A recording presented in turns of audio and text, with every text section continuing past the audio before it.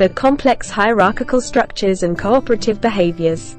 One of the most intriguing aspects of their societies is the emergence of a queen.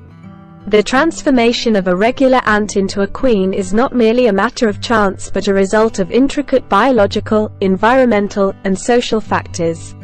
Understanding this process requires delving into the life cycle of ants, the specific conditions that lead to the development of a queen, and the subsequent role she plays within the colony.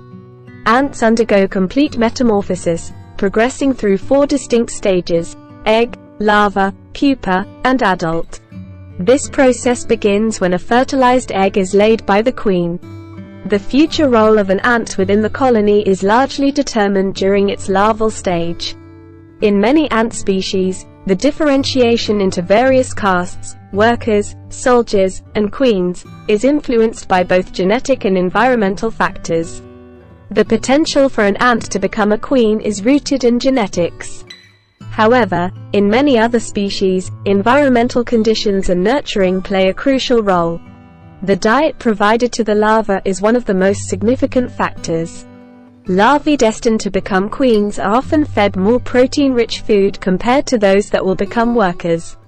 This specialized diet triggers physiological changes that lead to the development of reproductive organs and larger body size, both characteristic of queens. Hormones also play a pivotal role in caste differentiation. Juvenile hormone, JH, levels are particularly influential. High levels of JH in larvae typically result in the development of queens, while lower levels favor the development of workers. The colony's existing queens and the overall need for new queens can modulate these hormone levels. The decision to raise new queens is often a response to the colony's needs and environmental cues. For example, when a colony reaches a certain size or if the current queen is aging or has died, worker ants may begin to rear new queens. Seasonal changes can also trigger queen production, aligning with the timing of nuptial flights, periods when virgin queens and males leave their nests to mate and establish new colonies. Once the larvae designated to become queens pupate and emerge as adults, their next significant life stage involves the nuptial flight.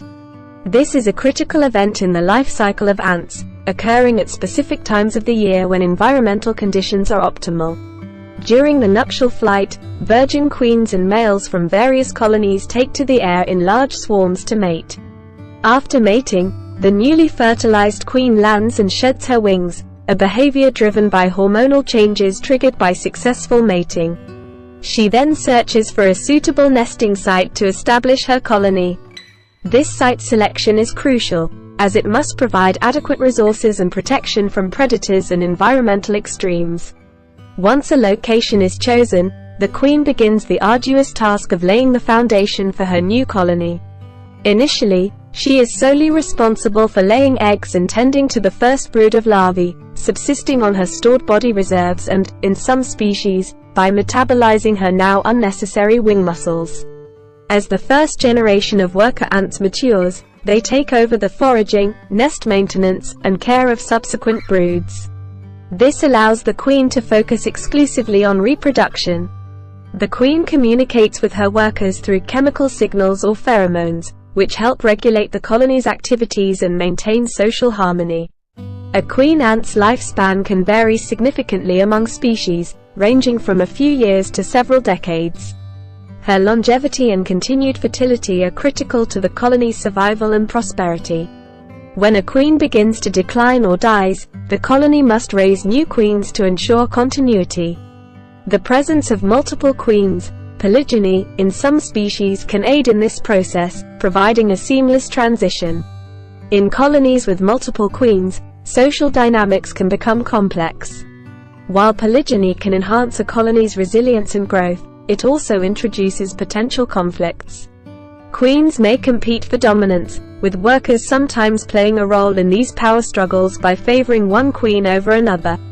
In some cases, a dominant queen may eliminate her rivals to establish sole control over the colony's reproductive output. The journey of an ant to becoming a queen is a multifaceted process influenced by genetics, environmental conditions, hormonal regulation, and social dynamics. From the critical early stages of larval development and caste determination to the nuptial flight and the establishment of a new colony, each step is vital to the success and perpetuation of the species. The queen's role is paramount, as her reproductive capacity ensures the colony's growth and survival. Thanks for watching. Subscribe for more.